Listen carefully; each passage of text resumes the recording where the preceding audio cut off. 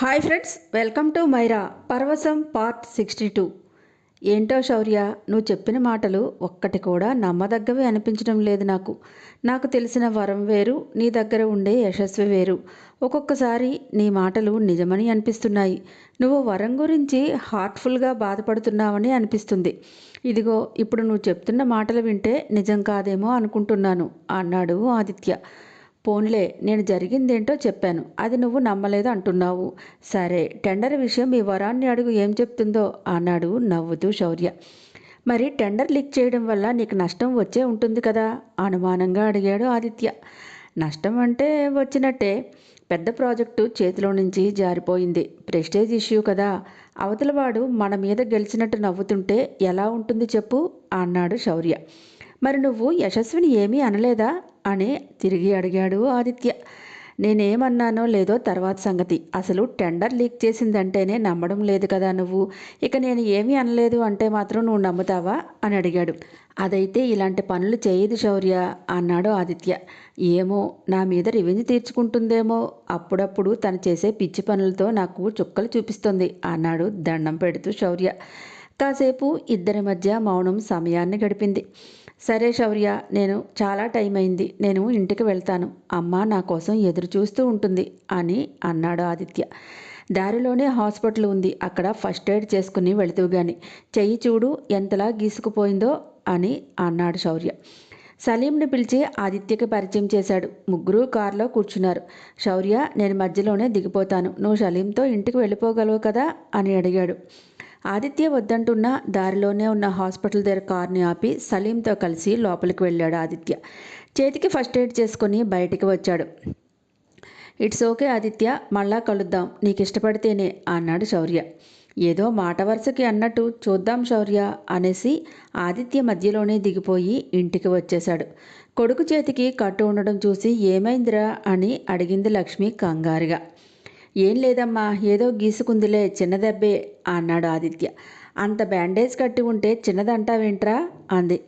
మనల్ని ఇలా కంగారు పెట్టడానికి డాక్టర్లు అలా పెద్దగా వేస్తారు, అదంత పట్టించుకోవద్దులే అన్నాడు తేలికగా. ఒరే ఆది, వరం ఎక్కడ ఉందో తెలిసిందేంట్రా అని అడిగింది లక్ష్మి. ఏంటమ్మా, ఇదంతా బంగారం మీద ప్రేమే. నువ్వే కదమ్మా దాని గురించి ఏం పట్టించుకోవద్దు, పరువు తీసి వెళ్ళిపోయింది అన్నావు కదా అన్నాడు ఆదిత్య. అన్నాననుకో, ఆడపిల్లరా, పాపం ఎక్కడ ఉందో ఎలా ఉందో. నువ్వు లేనప్పుడు నాకు అదే గుర్తుకు వచ్చేది.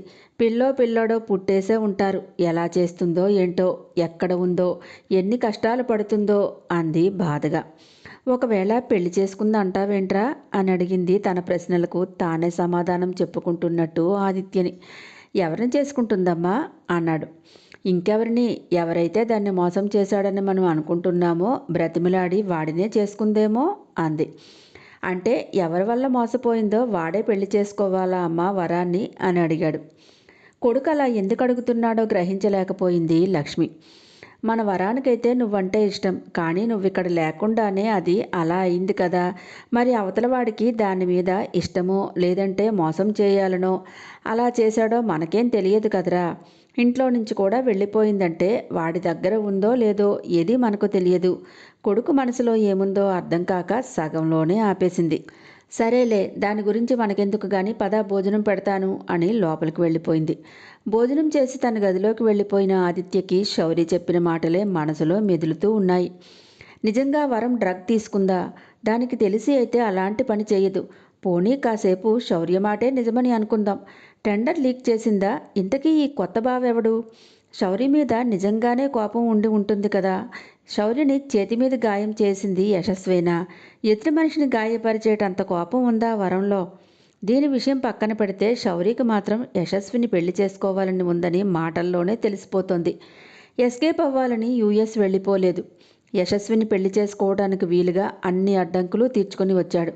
వరం ఒప్పుకుంటే పెళ్లి చేసుకుంటాడా శౌర్య? అసలు వరం మనసులో ఏముందో?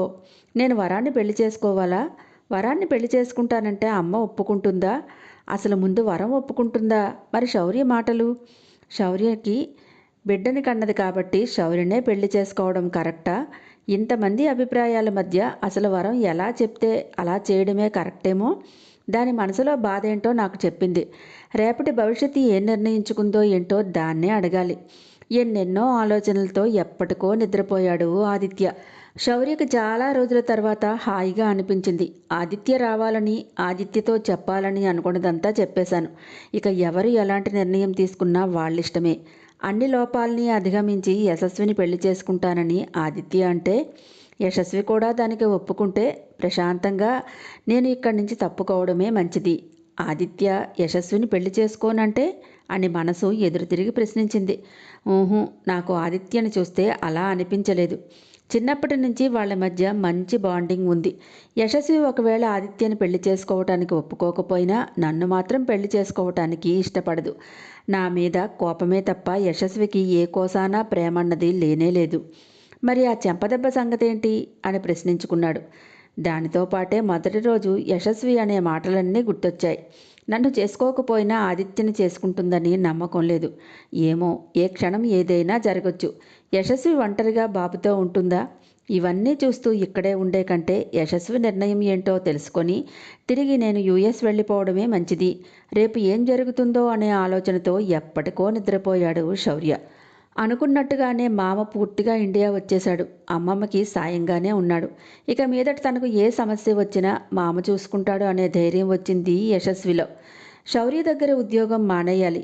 అమ్మమ్మ ఒప్పుకుంటే ఒక్కసారి పల్లెకి వెళ్ళి రావాలని ఉంది. ఆ ఊరిలో మళ్ళీ నేను అడుగు పెట్టగలనా? మధురమైన బాల్యాన్ని, యవ్వనాన్ని కూడా ఆ ఊరిలోనే అనుభవించాను. నాకే తెలియకుండా చేసిన ఒక తప్పు వల్ల తిరిగి అక్కడికి వెళ్ళలేకపోతున్నాను.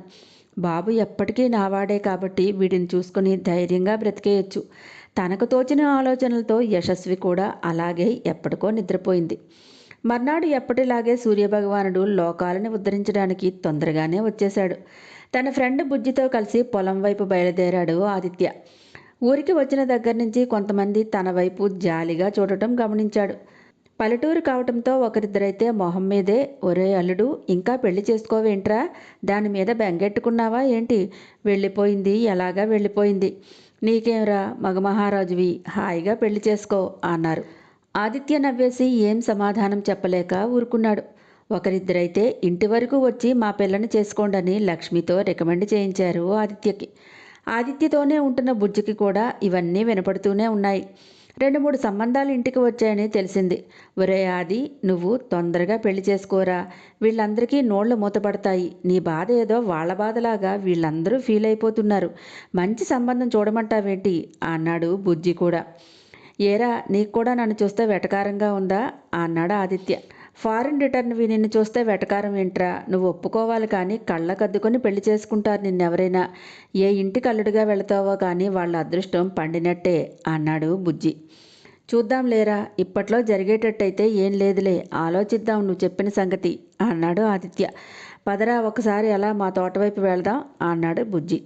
పద, చేసే పని ఏం లేదు కదా అని బుజ్జి వెనకే బైక్ మీద కూర్చున్నాడు ఆదిత్య. ఇద్దరూ మాట్లాడుకుంటూ ఊర్లో విశేషాలన్నీ పంచుకుంటూ అటుగా వెళుతున్న బుజ్జికి బైక్ మీద వెళుతున్న వ్యక్తిని చూసి వీడు మళ్ళీ వచ్చాడా అన్నాడు. ఎవర్రా వాడు అని అడిగాడు ఆదిత్య. నువ్వు గుర్తుపట్టలేదేంట్రా వాడిని? వాడేరా, ఆ రాఘవయ్య మనవడు, మర్చిపోయావా వాడిని అన్నాడు బుజ్జి. వాడేమైనా అంతగా గుర్తుంచుకునే క్యారెక్టర్ ఏంట్రా, చూడగానే గుర్తు చేసుకోవటానికి అన్నాడు ఆదిత్య. కాదనుకో, కానీ వీడి వల్లేరా మనం కేసు ఓడిపోయాం. వీడు వెధవ తెలివితేటలు ఉపయోగించి సాక్షులందరినీ కొనేశాడు. కావాలని పెదనాన్న మీద కోపం తీర్చుకున్నారా వాళ్ళు. కేసు కూడా వాడికి అనుకూలంగా మలుచుకున్నాడు. అదంతా జరిగిందంటే వీడి వల్లే. వీడు తెలివితేటలే కారణం కోపంగా అన్నాడు బుజ్జి. అయిందేదో అయిపోయిందిరా, ఇంక మళ్ళీ కేసులవి వద్దు. ఇప్పుడు ఏం చేసినా పోయిన నాన్న తిరిగి రారు కదరా. నాకు పాత విషయాలు గుర్తు చేసుకోవడం ఇష్టం లేదురా బుజ్జి అన్నాడు ఆదిత్య. జాగ్రత్తరా, వీడు కూడా సిటీలో ఏదో ఉద్యోగం చేస్తున్నాడంట, యాడ్ ఏజెన్సీలో అన్నాడు బుజ్జి. వెంటనే శౌర్య మాటలు గుర్తుకు వచ్చాయి ఆదిత్యకి. ఒరే బుజ్జి, వాడి పేరేంట్రా అని అడిగాడు. వాడి పేరు మోహన్ కదరా. అప్పుడు మనం కేసులు హీరింగ్కి వచ్చినప్పుడు చాలాసార్లు మనకి ఎదురుపడ్డాడు కదా, వాడు నీకు గుర్తులేదా అని అడిగాడు. అప్పుడు ఏదో బాధలో ఉన్నాం కదరా, అంతగా పట్టించుకోలేదులే. వాడు ఎక్కడ పనిచేస్తున్నాడన్నావు అని అడిగాడు. ఏదో యాడ్ ఏజెన్సీలోరా, నేను అంతగా తెలుసుకోలేదు, ఎవరో చెప్తే విన్నాలే అంతే.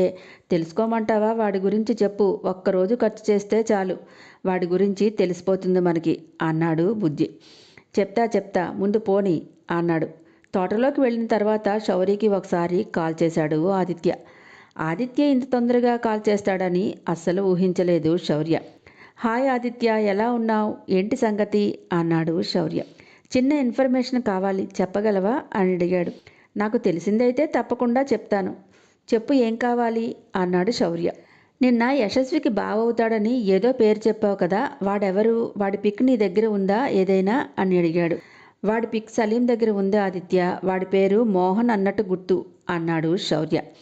ఒకసారి నాకు ఆ పిక్ పంపించవా అని చెప్పి మాట్లాడి ఫోన్ పెట్టేశాడు. ఇప్పుడు మోహన్ సంగతి ఎందుకు అనుకుంటూ వెంటనే సలీంకు కాల్ చేసి ఆదిత్య వాట్సాప్కి మోహన్ పిక్ పంపించమని చెప్పాడు. 10 నిమిషాల్లోనే తన మొబైల్కి వచ్చిన మోహన్ పిక్ను చూస్తూ యశస్వికి బావంటే వీడా, వరానికి వీడితో పరిచయం ఏంటి, అసలు వీడెప్పుడు దీనికి పరిచయం అయ్యాడు, ఒకసారి వరం దగ్గరికి వెళ్ళి విషయం తెలుసుకోవాల్సిందే అని అనుకున్నాడు ఆదిత్య మనసులో. అమ్మకి కొంచెం ఒంట్లో బాగాలేకపోవడంతో ఇంటి దగ్గరే ఉండిపోయాడు ఆదిత్య ఒక వారం రోజులు. మరుసటి రోజు యశస్వికి కాల్ చేశాడు. చెప్పు మామ అంది యశస్వి ఫోన్ లిఫ్ట్ చేసి. రేపు నువ్వు ఆఫీస్కి సెలవు పెట్టు, నీతో నాకు చాలా పనుంది అన్నాడు ఆదిత్య. ఎందుకు మామ అంత ఇంపార్టెంట్ ఏంటి అని అడిగింది యశస్వి. రేపు వస్తాను కదా చెప్తాలే అన్నాడు. సరే అలాగే అంది యశస్వి. శౌర్యకి తగిలిన దెబ్బలన్నీ తగ్గుముఖం పట్టడంతో ఇంట్లో ఉండి బోరుగా అనిపించి 4 రోజులుగా ఆఫీస్కి వెళ్ళడం స్టార్ట్ చేశాడు. మొదటి రోజు ఆఫీస్కి వెళ్ళిన వెంటనే స్టాఫ్ అంతా చాలా ప్రేమగా విష్ చేశారు. ఎలా ఉన్నారు సార్, ఇంకొక 4 రోజులు రెస్ట్ తీసుకోలేకపోయారా అంటూ వాళ్ళందరూ ప్రేమగా పలకరిస్తుంటే చాలా సంతోషం వేసింది శౌర్యకి. అనుకోకుండానే శౌర్య కళ్ళు యశస్వి కోసం చుట్టూ వెతుక్కున్నాయి. హాయ్ ఫ్రెండ్స్, నా ఛానల్ నచ్చితే కనుక లైక్ చేయటం, షేర్ చేయటం, సబ్స్క్రైబ్ చేసుకోవటం మర్చిపోకండి. పక్కనే ఉన్న బెల్ ఐకాన్ని ప్రెస్ చేయండి. వెంటనే నా నోటిఫికేషన్స్ అన్నీ మీకు తొందరలోనే అందుబాటులోకి వస్తాయి. నెక్స్ట్ అప్డేట్ కోసం వెయిట్ చేస్తూ ఉండండి.